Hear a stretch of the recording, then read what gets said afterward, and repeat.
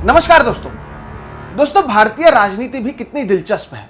हमने देखा कि कैसे तृणमूल कांग्रेस से 20 से ज्यादा जो सांसद हैं वो टूट गए और वो national citizens party of India NCPI के तहत एनडीए का एक हिस्सा बन गए। तो इससे केवल ममता बनर्जी की नहीं, एनडीए के एक और अलायंस पार्टनर शिवसेना, जो एकनाथ शिंदे वाली शिवसेना है, उनकी भी परेशानी बढ़ी है। आप और मैं, हम सभी को लगा होगा कि अगर ये सांसद तृणमूल कांग्रेस से टूटते हैं तो केवल तृणमूल कांग्रेस जो है वो कमजोर हो रही है, लेकिन नहीं। बंगाल से दूर महाराष्ट्र में एकनाथ शिंदे भी ध्यान से देख रहे हैं कि दिल्ली के गलियारों में और पश्चिम बंगाल में हो क्या रहा है, क्योंकि उनका भी भविष्य इससे जुड़ा हुआ है। यही तो मैंने कहा कि भारतीय राजनीति जो है वो बहुत दिलचस्प होती है और इससे केवल विपक्षी पार्टी के लोग नहीं, सत्ता में जो लोग मौजूद हैं वो भी ध्यान से देखते हैं। कैसे? आज के इस वीडियो में हम इसी पर बात करेंगे। दोस्तों 14 जून को रविवार को हमने देखा कि कम से कम तृणमूल कांग्रेस के 20 से ज्यादा जो सांसद थे वो दिल्ली में लोकसभा स्पीकर ओम बिरला से उन्होंने मुलाकात की और उन्होंने उन्हें एक पत्र भी सौंपा जिसमें उन्होंने कहा कि वो national citizens party of India NCPI में अपने आप को मर्ज कर रहे हैं और अब एनसीपीआई एनडीए का जो हिस्सा है उसमें 20 सांसद अपने आप आ गए। ये भी देखिए भारतीय लोकतंत्र के साथ कितना बड़ा मजाक है कि वही एनसीपीआई जिसे 2023 के त्रिपुरा के चुनाव में केवल और केवल 822 वोट मिले थे, वो अब इन 20 सांसदों के साथ एनडीए में बीजेपी के बाद अचानक से दूसरी सबसे बड़ी पार्टी बन गई है। आप सोच रहे हैं 822 वोट मिलने वाली पार्टी, जिसे शायद कल तक आप मैं कोई नहीं जानता था, वो अब अचानक से इस देश की एनडीए की दूसरी सबसे बड़ी पार्टी बन चुकी है और उसमें तृणमूल कांग्रेस के कम से कम 20 जो सांसद हैं वो इससे जुड़ चुके हैं। अब जैसे कि मैंने कहा, ममता बनर्जी तो देख ही रही हैं कि उनके सांसद टूट रहे हैं, उनकी पार्टी कमजोर हो रही है, लेकिन इससे जो फ्यूचर प्रोस्पेक्ट है वो केवल ममता बनर्जी का नहीं बिगड़ा है। यहाँ महाराष्ट्र में बीजेपी के साथ जो मौजूद हैं, शिवसेना जो एकनाथ शिंदे की शिवसेना है, उसके जो नेता हैं एकनाथ शिंदे, वो भी इस पूरी चीज को, ये जो कुछ हो रहा है दिल्ली में और बंगाल में, उसे ध्यान से देख रहे हैं।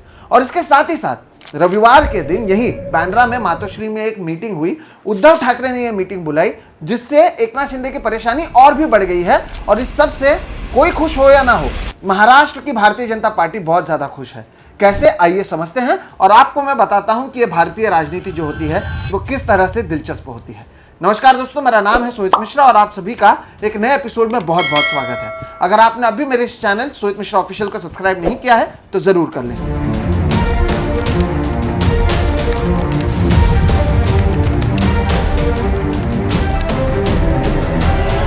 दोस्तों अभी आप सभी सोच रहे होंगे कि आखिर एकनाथ शिंदे का भविष्य कैसे डेंजर में है। वो तो भारतीय जनता पार्टी के साथ हैं, महाराष्ट्र के उप मुख्यमंत्री हैं, बहुत ताकतवर हैं। तो आइए थोड़ा सा आपको मैं बैकग्राउंड समझाता हूं जिससे आपको साफ हो जाएगा कि किस तरह से भारतीय जनता पार्टी के इस एक फैसले ने एक तीर से कई निशाने मारे हैं और ये निशाने केवल विपक्ष पर नहीं, उनके साथ जो लोग बैठते हैं ना, उन पर भी लगी हुई है। दोस्तों 2024 लोकसभा चुनाव के समय हम चलते हैं। भारतीय जनता पार्टी 400 पार का नारा दे रही थी, लेकिन वो अपने दम पर जो कंप्लीट मेजॉरिटी या फुल मेजॉरिटी है वो भी नहीं ला पाई थी। और ऐसे में उस समय उन्हें ज़रूरत पड़ी अपने अलाइज की, अपने गठबंधन वाले साथियों की उन्हें ज़रूरत पड़ी। उस समय भारतीय जनता पार्टी के बाद एनडीए में दूसरा जो सबसे बड़ा दल बनकर आया था वो टीडीपी था, जिनके पास 16 सांसद थे। जेडीयू के पास 12 सांसद थे और उसके बाद तीसरे नंबर पर अगर सबसे बड़ी पार्टी थी भारतीय जनता पार्टी के बाद एनडीए में, तो वो थी एकनाथ शिंदे की शिवसेना, जो महाराष्ट्र में 7 सांसदों को जिता पाई थी। अब इससे हुआ ये कि जो एकनाथ शिंदे का इन्फ्लुएंस था वो धीरे धीरे बढ़ने लग गया। याद रखिएगा 2024 में जब लोकसभा के चुनाव हुए थे तब एकनाथ शिंदे महाराष्ट्र के मुख्यमंत्री भी थे। ऐसे में जब उन्हें समझ में आया कि दिल्ली में भी उनकी ज़रूरत है, नरेंद्र मोदी अगर सत्ता में रहना चाहते हैं तो उनके जो 7 सांसद हैं वो बहुत महत्वपूर्ण हैं, तो उन्होंने दिल्ली के साथ अपने जो रिश्ते थे वो सुधारे और अपने इन्फ्लुएंस को बढ़ाने की कोशिश की। लोकसभा चुनाव के 4 महीने बाद ही महाराष्ट्र के विधानसभा का भी चुनाव था। एकनाथ शिंदे को लगा क्योंकि वो मुख्यमंत्री हैं और उनके नेतृत्व में महाराष्ट्र में चुनाव हो रहा है, तो चुनाव के बाद एक बार फिर से उन्हें ही मुख्यमंत्री बनाया जाएगा। लेकिन जब चुनावों के नतीजे आए तब भारतीय जनता पार्टी अपने दम पर 132 सीटें जीत पाई, जबकि शिवसेना 57 और एनसीपी 41 सीट्स जीत पाए। महाराष्ट्र में आपको सिंपल मेजोरिटी के लिए 144 सीट्स चाहिए, जबकि बीजेपी अपने दम पर केवल 12 सीटें कम थी महाराष्ट्र में सत्ता अपने दम पर बनाने के लिए। और क्योंकि एनसीपी के पास भी 41 सीटें मौजूद थे, तो उन्हें शिवसेना की जरूरत भी नहीं थी महाराष्ट्र में, लेकिन क्योंकि लोकसभा में उनकी जरूरत थी, ऐसे में यहां पर एकनाथ शिंदे को उन्हें अपने साथ रखने की जरूरत पड़ी थी। तब एकनाथ शिंदे को लगा था कि मुझे फिर से मुख्यमंत्री बनाया जाएगा। उन्होंने बहुत कोशिश की थी, लेकिन देवेंद्र फडणवीस को मुख्यमंत्री बनाया गया। तब भी Eknath Shinde deputy chief minister बनेंगे नहीं बनेंगे, इसे लेकर बहुत सारी बातचीत हुई थी, लेकिन मजबूरन एकनाथ शिंदे को डिप्टी चीफ मिनिस्टर बनाना पड़ा, क्योंकि भारतीय जनता पार्टी को उनकी लोकसभा में दिल्ली में जरूरत थी, क्योंकि नरेंद्र मोदी को सत्ता में रहना था। अब एकनाथ शिंदे को यह समझ में आया कि महाराष्ट्र में तो उनकी दाल गल नहीं रही है, तो उन्होंने दिल्ली से जो अपने रिश्ते हैं वो सुधारने शुरू कर दिए। अब यहां पर महाराष्ट्र में देवेंद्र फडणवीस का जो इन्फ्लुएंस था दोस्तों, वो 2024 के बाद लगातार बढ़ते चला गया, और दिल्ली बीजेपी के जो सेंट्रल लीडरशिप है वो भी इसे देख रही थी। कोई भी पार्टी क्यों ना हो, कोई पार्टी नहीं चाहता है कि उनके अंदर उन्हें कंपटीशन मिले। ऐसे महाराष्ट्र में देवेंद्र फडणवीस को इन चेक रखने के लिए अमित शाह ने एकनाथ शिंदे का इस्तेमाल करना शुरू किया। हम बार बार देखते हैं कि कुछ भी हो जाता है, एकनाथ शिंदे दिल्ली चले जाते हैं, और यहां पर वो अपने आप को देवेंद्र फडणवीस के बराबरी का हिस्सेदार समझते हैं। और कई जगहों पर हमने देखा है कि महाराष्ट्र भारतीय जनता पार्टी और शिवसेना के बीच में मतभेद भी सामने आते हैं। और कभी भी आप देख लीजिए, किसी कैबिनेट बर्थ को लेकर कोई इनके बीच में मतभेद हो, या फिर लोकल बॉडी इलेक्शन में मतभेद हो, फंड एलोकेशन में मतभेद हो, या फिर नासिक और रायगढ़ जैसे जो 2 जिला हैं उनके गार्डियन मिनिस्टर, पालक मंत्री बनाने को लेकर भी मतभेद हो। एकनाथ शिंदे बार बार दिल्ली चले जाते थे, और कुछ भी करते हुए, अमित शाह से बात करते हुए वो मैनेज कर लेते थे कि किस तरह से जो वो चाहते हैं वो हो।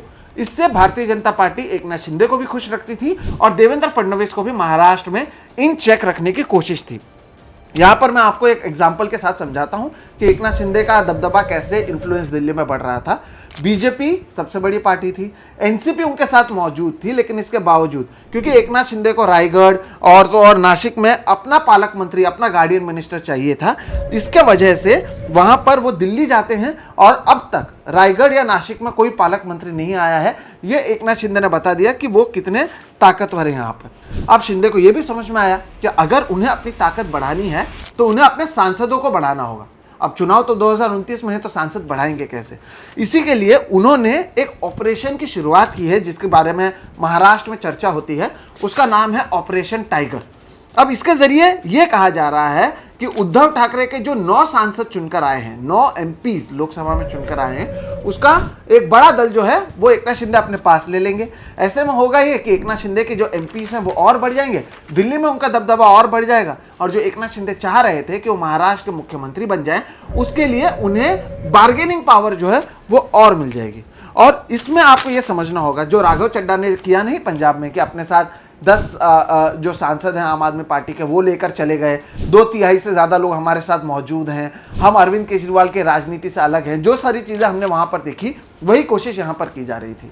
जैसे कि मैंने कहा, उद्धव ठाकरे के पास 9 सांसद मौजूद हैं, ऐसे में 2/3 का आंकड़ा होता है 7 सांसद, और एकनाथ शिंदे की कोशिश पिछले कई महीनों से ये है कि वो 7 सांसद उनके पास आ जाए ताकि उनकी शक्ति बढ़ जाए। लेकिन इस सब के बीच जब ममता बनर्जी के तृणमूल कांग्रेस के जो बागी विधायक और सांसद हैं वो दिल्ली में मीटिंग कर रहे थे, यहाँ मुंबई के बांद्रा में मातोश्री में एक बैठक बुलाई गई, और ये जो 9 सांसद उद्धव ठाकरे के चुनकर आए थे उन्हें वहां पर बुलाया गया।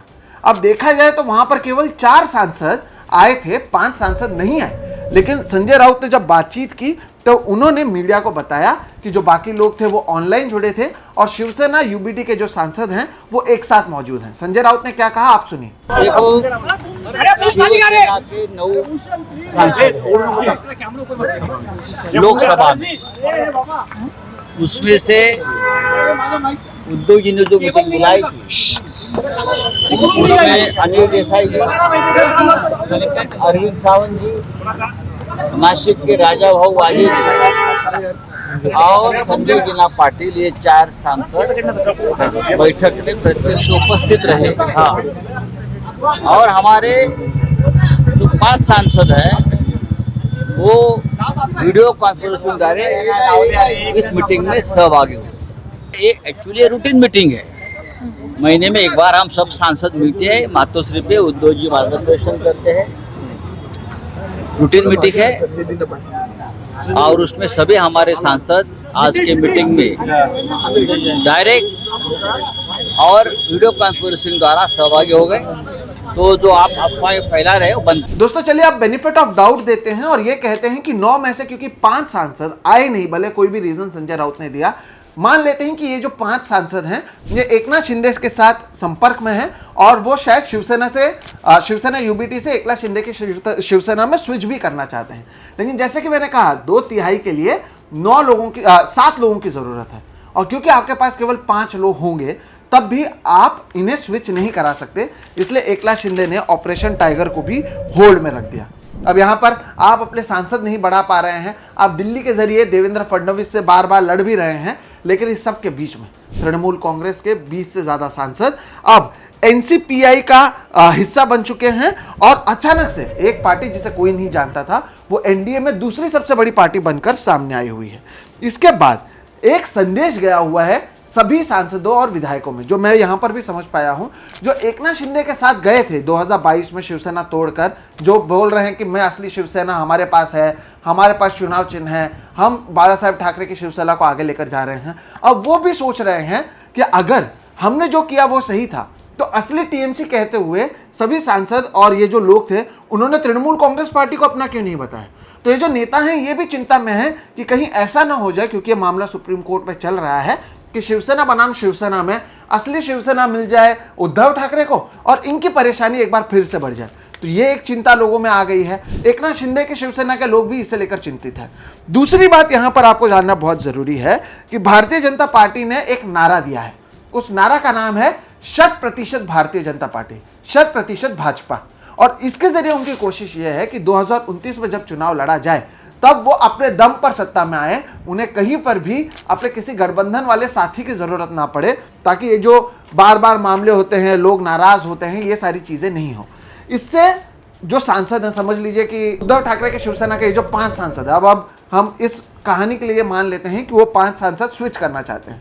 अब जब उन्हें पता है कि 2029 में भारतीय जनता पार्टी 100% भाजपा की बात कर रही है, तो ये सांसद कहां पर स्विच होना चाहेंगे, एकनाथ शिंदे की शिवसेना में या डायरेक्टली भारतीय जनता पार्टी में। ऐसे में जब वो डायरेक्टली भारतीय जनता पार्टी में जाएंगे तो एकनाथ शिंदे की शिवसेना की बार्गेनिंग पावर अपने आप कमजोर होती जाएगी। और तो और सुप्रीम कोर्ट में मामला चल रहा है, कहीं ऐसा ना हो जाए कि असली शिवसेना का टैग जो है वो उद्धव ठाकरे को दे दिया जाए और एकनाथ शिंदे की ताकत और कम हो जाए।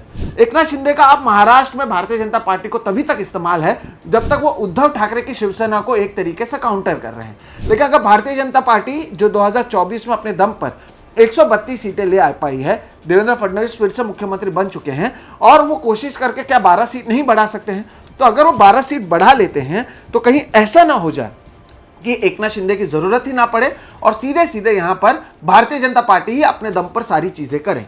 इसलिए ये जो सांसद गए हैं और जो अलग से पार्टी बनी है, इनको मर्ज नहीं कराया गया है या फिर तृणमूल कांग्रेस पार्टी उन्हें नहीं दी गई है, इससे एकनाथ शिंदे चिंतित हैं और उन्हें लग रहा है कि दिल्ली में जो उनका दबदबा था वो इसलिए भी कमजोर हो जाएगा क्योंकि अचानक से 20 नए सांसद उनके पास आ गए हैं। अगर कल एकनाथ शिंदे ये भी कहते हैं कि मैं सत्ता में हिस्सा नहीं लेना चाहता हूं, वो कहेंगे नहीं क्योंकि ईडी, आईटी, सीबीआई बहुत सारी चीज़ें उनके नेताओं के पीछे पड़ी हुई है।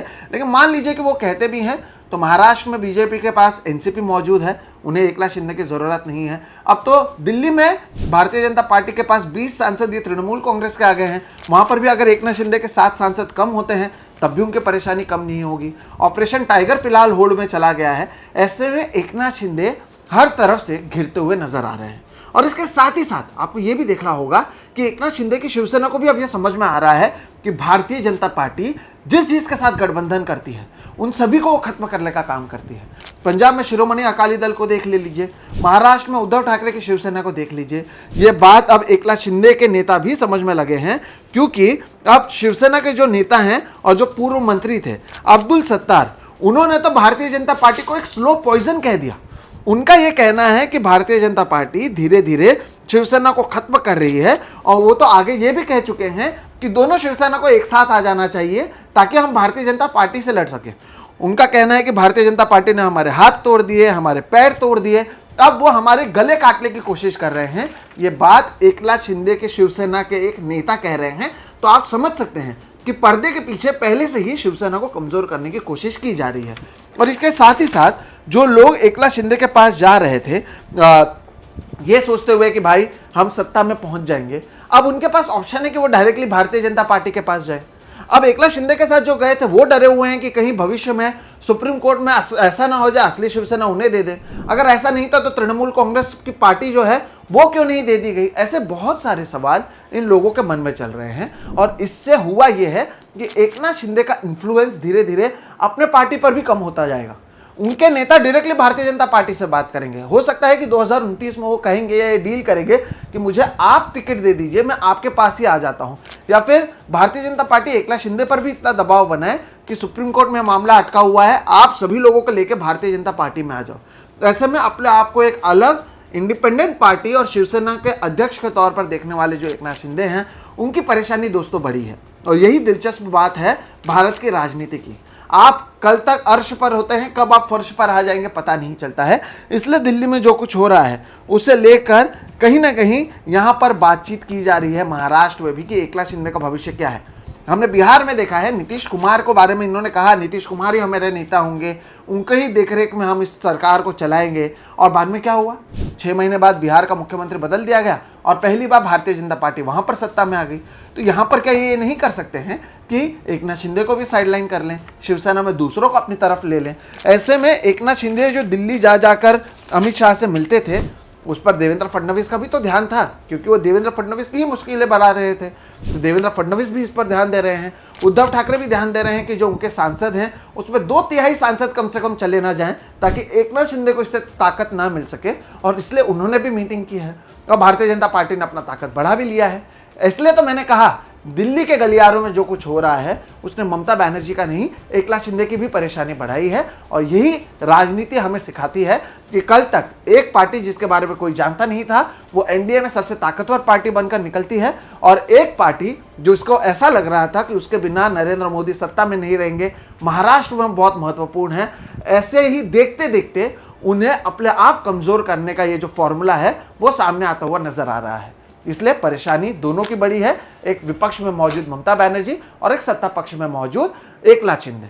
देखना यह होगा कि अब एकनाथ शिंदे क्या शांत होते हैं, क्या महाराष्ट्र में देवेंद्र फडणवीस को अपना नेता मानते हैं, उनके नेता और विधायक जो बार बार बयान दे रहे थे वो चुप होते हैं, और क्या इसी का फायदा उठाते हुए भारतीय जनता पार्टी जिसने शिरोमणि अकाली दल से लेकर शिवसेना को खत्म करने की कोशिश की, जनता दल यूनाइटेड को खत्म करने की कोशिश की, वो अब क्या एकनाथ शिंदे की शिवसेना को भी धीरे धीरे कमजोर और भविष्य में खत्म करने की कोशिश करते हैं।